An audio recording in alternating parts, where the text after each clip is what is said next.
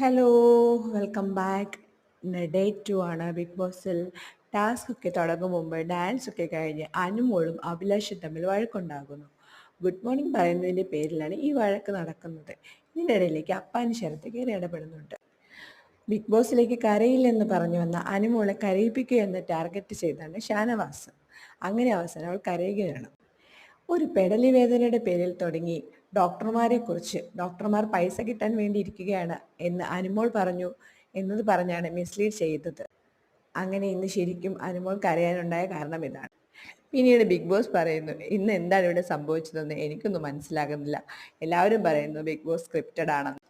അപ്പോൾ ഇത് സ്ക്രിപ്റ്റഡ് ആണെന്ന് തോന്നുന്നു എന്ന് പറഞ്ഞ് ബിഗ് ബോസ് സ്വയം തമാശ പറയുകയാണ്.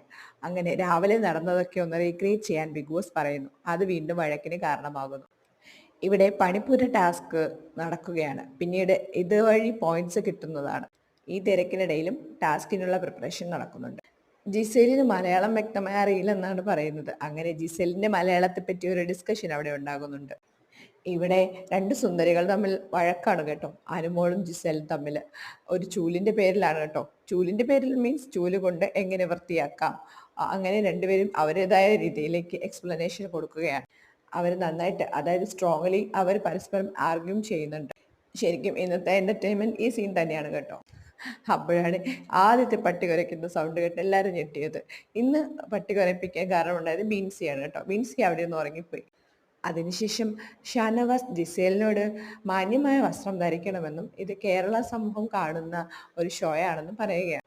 ഇതിന്റെ പേരിൽ തന്നെയല്ലേ ഇന്നലെ അവളെ നോമിനേറ്റ് ചെയ്തത്. ഇതെങ്ങാനും അവൾ അറിയുന്നുണ്ടോ? എന്നാൽ അതിനെയൊന്നും അവൾ എതിർത്തൊന്നും പറയുന്നില്ല. അതിനുശേഷം പുകഞ്ഞു പുള്ളിപ്പുറത്ത് എന്ന ഒരു ടാസ്ക് കൊടുക്കുകയാണ് ബിഗ് ബോസ്. ബിഗ് ബോസ് ഇത് എവിക്ഷന് വേണ്ടിയാണ് നടത്തുന്നത്. യോഗ്യതയില്ലാത്ത 4 പേരെ തെരഞ്ഞെടുത്ത് ഗാർഡൻ ഏരിയയിലേക്ക് വിടുക എന്ന ലക്ഷ്യത്തോടാണ് ഈ ടാസ്ക്. അവർക്ക് ഈ ഹൗസിലേക്ക് കടക്കാൻ കഴിയില്ല. അതിരിക്കട്ടെ, നമ്മുടെ രേണു വളരെ സൈലന്റ് ആണ് കേട്ടോ ഇന്ന്. അപ്പോഴാണ് നിവിനും രേണുവും തമ്മിൽ ചെറുതായിട്ടൊന്ന് ഉടക്കുന്നത്.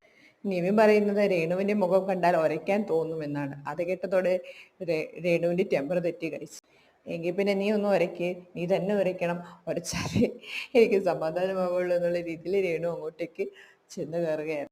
എന്നാൽ പിന്നെ അത്ര പ്രൊജക്റ്റ് ചെയ്തൊന്നും നിന്നില്ല. പിന്നീട് ബിഗ് ബോസ് കാണിക്കുന്നത് ടാസ്കിലേക്കുള്ള തിരക്കാണ്. ഗാർഡൻ ഏരിയയിലേക്ക് എത്തിക്കപ്പെട്ട 4 പേരെ ടാർഗറ്റ് ചെയ്തിരിക്കുകയാണ് ഗൈസ്. ഇവിടെ ആരെങ്കിലും ഉറങ്ങുകയാണെങ്കിൽ ഡേഞ്ചർ സോണിൽ എത്തിക്കാനായിട്ടാണ് എല്ലാവരും വെയിറ്റ് ചെയ്യുന്നത്.